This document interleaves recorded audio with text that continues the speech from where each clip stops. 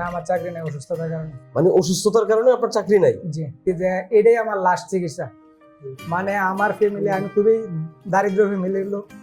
আমার ফ্যামিলি মানে এর পরবর্তী যে আর কোনো ট্রিটমেন্ট নেবো ওইরকম পরিস্থিতিও আমার নাই। আপনার মূলত কি সমস্যা হয়েছিল? আমার সারা শরীরেই ব্যথা।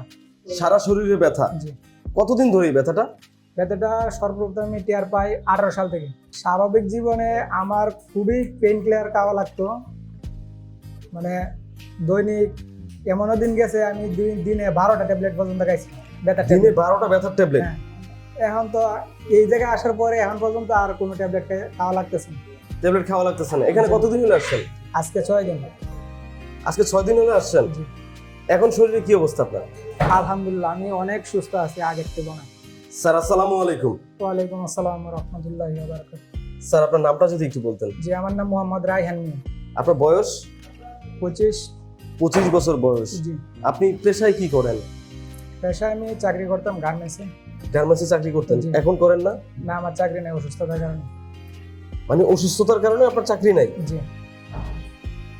আপনার মূলত কি সমস্যা হয়েছিল? আমার সারা শরীরেই ব্যথা। সারা শরীরে ব্যথা? জি। কতদিন ধরে এই ব্যথাটা? ব্যথাটা সর্বপ্রথম আমি টের পাই 18 সাল থেকে। 2018 সাল থেকে? জি। আপনার চাকরি চলে যায় কত সালে? এই তো এই রমজান ঈদের আগে। রমজান ঈদের আগে চাকরি চলে যায়? রমজান আপনি মাসে। কি একদম টোটালি কাজ করতে পারতেন না এই কারণে চাকরি চলে গেছে নাকি? না, কাজ করতে পারতাম, আমি ডাক্তার দেখাইলাম, অসুস্থ, বাড়ির থেকে আসলাম। পরে আসার পরে ওনারা বলতেছে তো তোমার তো অনেক লেট হয়ে গেছে, তোমার চাকরিটা নাই। ওহো। মানে আমি 20-22 দিনের মতো অ্যাবসেন্ট ছিলাম, ওই জন্য চাকরি নাই। মানে আপনি তো অ্যাবসেন্ট সাথে থাকেন না না? না, আমি অসুস্থ অসুস্থতার ছিলাম, কারণে খুবই absent গুরুতর ছিলেন? অসুস্থ ছিলাম। একবার চিন্তা করেন, একটা মানুষ অসুস্থ এই জন্য তার কোম্পানি তার চাকরি থেকে বাদ দিয়ে দিছে। তো আপনার কোম্পানির সাথে আপনি কিছু বলেন নাই যে আমাকে? হ্যাঁ, আমি বলছি, আমি আমার যতটুকু সম্ভব ততটুকু চেষ্টা করছি। বড় বড় স্যার যারা আছে তাদের কাছে দৌড়াদৌড়ি করছি, কিন্তু কোনোভাবে আর কোনোভাবে লাভ হয় নাই। না। স্যার আপনার এই যে সমস্যাটা, এই সমস্যাটা আমরা যতটুকু বুঝলাম কোন পর্যায়ে গেলে আপনার চাকরি চলে যেতে পারে।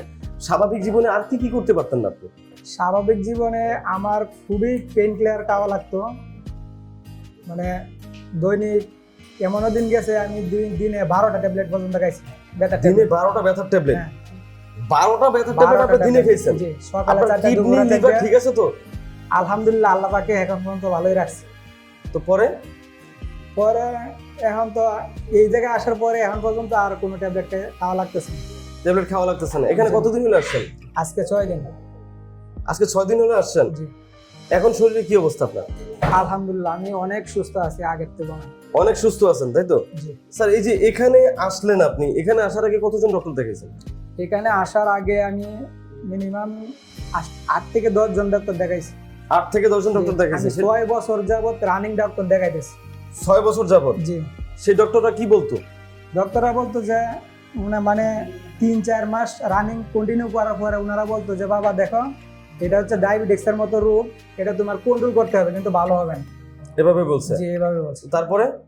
তারপরে আমি আর কি করবো, আমি হতাশ, আমার কোনো উপায় নাই। ওইভাবেই যখন বেশি ব্যথা উঠতো, একবারে বেশি বাইরে যেত, তখন আবার ডাক্তারের কাছে যেতাম, এই ডাক্তার চেঞ্জ করে ওই ডাক্তারের কাছে যেতাম, ওই ডাক্তার চেঞ্জ করে ওই ডাক্তারের কাছে যেতাম, এভাবে কন্টিনিউ করতাম ডাক্তার। তারপরে এখন মানে এই জায়গায় সন্ধান পাওয়ার পরে এখানে আসলাম। কিন্তু দেখতেছেন যে এত ডাক্তার কন্টিনিউ করার পর দেখতেছেন যে আপনার কোনো রকম উন্নতি হচ্ছে না? জি জি, মানে আমার আর কোনো উপায় নাই। আর কোনো উপায় নাই? জি, লাস্ট পর্যায়ে একবারে একদম সর্বশেষ চিন্তা করলেন যে আমি এখানে যাব, সর্বশেষ হোপ হিসাবে, আশা হিসাবে এখানে আসছেন। তো এখানে আসার পরে স্যার কি বললেন? স্যার বলছে যে সমস্যা নাই, ট্রিটমেন্ট ডোজ কমপ্লিট করলে ইনশাআল্লাহ ভালো হয়ে যাবে। কতদিন চিকিৎসা নেওয়ার জন্য বলেছেন? 10 দিন। 10 দিনের মধ্যে আজকে 6 দিন হয়ে গেছে। জি। এখন বর্তমানে আপনার শরীরে কি কি ব্যথা ভালো হয়েছে একটু বলেন। এখন আমার শরীরে এই জায়গা থেকে একবার পায়ের পাতা পর্যন্ত পুরাটাই ব্যথা ছিল। মানে আমি যদি ব্যথার ট্যাবলেট না খাইতাম তাহলে আমার দুজনে ধরে হাঁটাচলা করাইতে হতো। মানে একবারে বিছানা থেকে উঠতে পারতাম না। তো এখন আলহামদুলিল্লাহ আমি সমস্ত কিছু করতে পারতেছি, হাঁটাচলা, নামাজ পড়া, সবকিছু। কেমন লাগতেছে এখন? জি আলহামদুলিল্লাহ অনেক ভালো লাগতেছে। মানে এই চিকিৎসাটা যদি আপনি ঈদের আগে পাইতেন, মানে আপনার চাকরিটা আমার মনে হয় না তখন যাইতো। তখন হয়তো দেখা যাচ্ছে আপনি 10 দিনের জন্য অফিস থেকে ছুটি নিয়ে আসতেন। জি জি। স্যারকে বলতেন যে স্যার আমি এটা চিকিৎসা করে আসতেছি 10 দিন, আমার মনে হয় না তখন আপনার চাকরিটা যাইতো। জি। আসলে এইটাই হয় জানেন, আমাদের এই রোগগুলোতে যারা ভোগে, এই সমস্যাগুলোতে তারা বিভিন্ন ডক্টর দেখান, 8 জন 10 জন 20 জন, এমনও আছে যে একজন রোগী 100 জন ডক্টর দেখাইছে জি। বাংলাদেশ ইন্ডিয়া 2 জায়গায় মিলে, সে সুস্থ হয় নাই। ফাইনালি এখানে এসে লাস্ট চিকিৎসা বলতেছে যে এটাই আমার লাস্ট চিকিৎসা, এরপর আমি চিকিৎসা করবো না, যদি সুস্থ না হয় তাহলে আমি এই অবস্থায় মারা যাবো। আমি এভাবেই বলছি যে এটাই আমার লাস্ট চিকিৎসা। মানে আমার ফ্যামিলি, আমি খুবই দারিদ্র ফ্যামিলির লোক। আমার ফ্যামিলি মানে এর পরবর্তী যে আর কোনো ট্রিটমেন্ট নেব ওই রকম পরিস্থিতিও আমার নেই। ট্রিটমেন্ট করতে করতে আমি একবারে লাস্ট পর্যায়ে চলে গেছি। আর এটাই আমার শেষ, যে এটা আল্লাহ ভরসা, যদি সুস্থ হয়ে এখানেই হবো, না হলে আর কোনো ট্রিটমেন্ট। যাক আলহামদুলিল্লাহ, এখানে এসে তো এখন আশা পাচ্ছেন, জি আলহামদুলিল্লাহ অনেক সুস্থ তো আছেন, যেটা বললেন। ইনশাল্লাহ আমরা দোয়া করি আপনি আর বাকি 4 দিন আছেন, তাই তো? জি এই 4 দিনে আমরা দোয়া করি আপনি একদম পরিপূর্ণ সুস্থ হয়ে আপনি আপনার বাড়ি ফিরে যান। তখন ইনশাল্লাহ স্যার আমরা আপনার আরো একটি ভিডিও নিব, সেটা হচ্ছে আপনি যেদিন চলে যাবেন সেদিন আরো একটি ভিডিও নিব।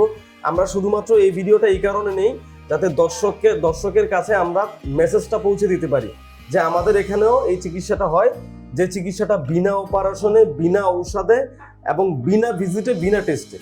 আমিও এটা বলতে চাই, মানে আমার মতো যারা রোগী আছে তারা যেন এই জায়গায় একবার আসে এই জায়গাটা একবার ভিজিট করে যায়।